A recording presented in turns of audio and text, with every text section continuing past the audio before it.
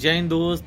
सबसे बड़ी खुशी की बात है कि 5 तारीख से ओपन नेशनल चैंपियनशिप मथुरा में स्टार्ट होने जा रहा है। उसके लिए कल सिलेक्शन ट्रायल्स खत्म हो चुका है। जो 11 प्लेयरों का वहां पे चयन किया गया है, जिसमें से 2 प्लेयर डिस्क्वालीफाइड हो गए हैं अपनी आदतों के कारण। कहा जाता है स्पोर्ट्स में यदि आपकी आदत खराब है तो आप स्पोर्ट्स प्लेयर नहीं है, और डिसिप्लिन सबसे अधिक इम्पोर्टेंट है। तो वो अनडिसिप्लिनेड प्लेयर थे जिनको कि डिस्क्वालीफाइड कर दिया गया है। बाकी 11 प्लेयर नेशनल खेलने के लिए पहुंच रहे हैं, और ये देवरिया, इलाहाबाद, मऊ से बच्चों को सिलेक्ट किया गया है। तो काफ़ी अच्छा प्रदर्शन करेंगे। आप लोग मथुरा में जरूर आइए और इनके प्रतियोगिताओं को देखिए, ताकि इनकी हौसले को और बढ़ाया जा सके। और आप भी सफलता यदि पाना है तो कहीं ना कहीं से तैयारी करते रहिए। कई ऐसे लोग मिलेंगे जो आपके मनोबल को गिराने का कोशिश करेंगे, लेकिन अपने मनोबल को हाई करना है। और जो भी कोचरों ने स्पोर्ट्स से कोचरों के साथ, हम आज के युग में नौकरी नहीं है और हम स्पोर्ट्स करेंगे तो नौकरी कैसे मिलेगी, या मैं शिक्षा में ज़्यादा ध्यान दूँ, जो भी जिस प्रकार के भी क्वेश्चन है आप हमसे कमेंट्स बॉक्स में कमेंट्स कर सकते हैं। मैं उस पर डिटेल वीडियो बना के आपको डालूंगा, पूरी जानकारी दूंगा। कल सिलेक्शन के दौरान एक बदतमीज व्यक्ति था जो कि बहुत बदतमीजी पर उतारू हो गया था। वो अपने आप को पहले तो बता रहा था कि मैं NIS कोच हूँ, उसके बाद बोला है कि मैं नवोदय विद्यालय में टीचर हूँ, लेकिन उसके हाव भाव से न तो NIS कोच लगा, न तो वो नवोदय विद्यालय का टीचर लगा।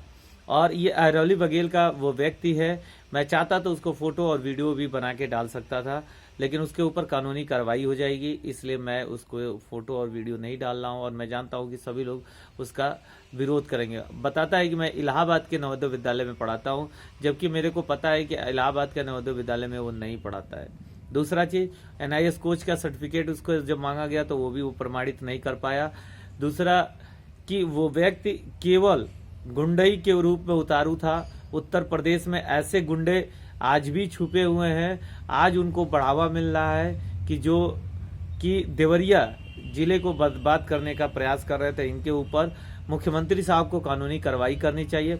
ऐसे व्यक्तियों को चुन चुन के जेल के अंदर डालना चाहिए जो कि अपराध की श्रेणी को बढ़ावा दे रहे हैं। वहां पे स्पोर्ट्स का सिलेक्शन चल रहा था और वो गुंडई पे उतारू था कि हम यहाँ सिलेक्शन नहीं होने देंगे, तुम क्या कर लोगे। मतलब ये दिखा रहा था कि ये एरिया मेरा है और यहाँ पे सिलेक्शन करोगे तो तुम्हें मारेंगे, पीटेंगे।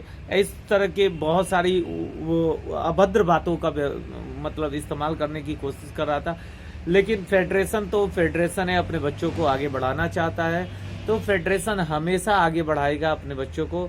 तो ऐसे व्यक्तियों का विचार को विहीन करता है। वहां पे जितने सिलेक्शन देने लड़के आए थे सब उसके खिलाफत खड़े थे, उसके गांव के लोग, उसके एरिया के लोग उसके खिलाफत खड़े थे।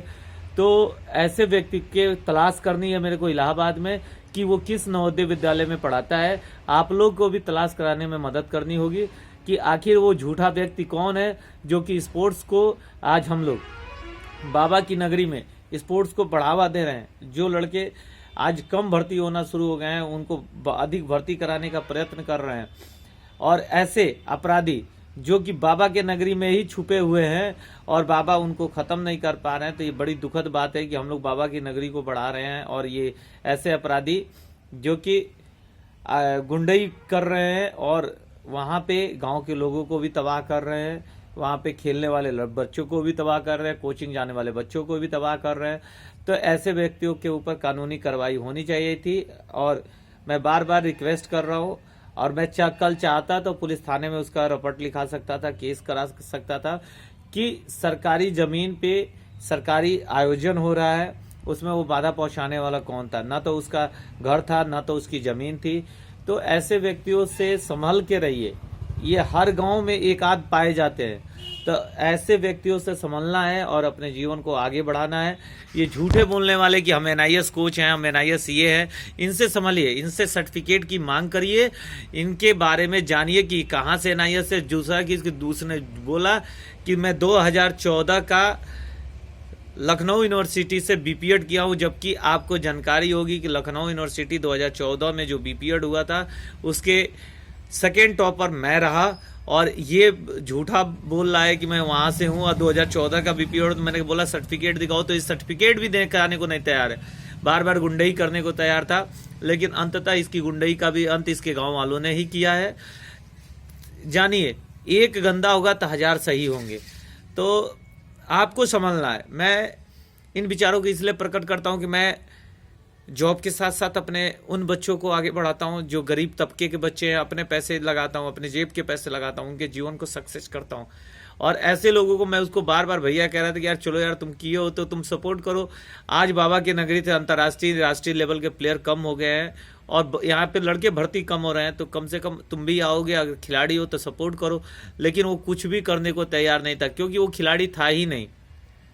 उसका स्पोर्ट्स सर्टिफिकेट मांगा गया, वो भी उसके पास नहीं है, जबकि उसका गांव वही था। लेकिन मेरे को दुख है कि अरवली बघेल के लोगों ने उसका उस समय विरोध नहीं किया जिस समय जरूरत था, क्योंकि ऐसे व्यक्तियों से गांव के चरित्र और गांव के अच्छाइयों का नुकसान होता है। ये अरवली बघेल आपको बताएं, अकटई बाजार से जब मैरवा की ओर हम लोग चलते हैं, बनकटा के पास से ये अरवली बघेल गांव पड़ता है। और ऐसे अपराधियों के ऊपर कानूनी कार्रवाई होनी चाहिए। ऐसे लोगों को गांव वालों को इनके ऊपर सख्त से सख्त ध्यान देना चाहिए, नहीं तो ये आपके बच्चे को अपराध की दुनिया में ले जा सकते हैं। तो अपराधियों को रोकिए, अपने जीवन को आगे बढ़ाइए। जय हिंद, जय भारत।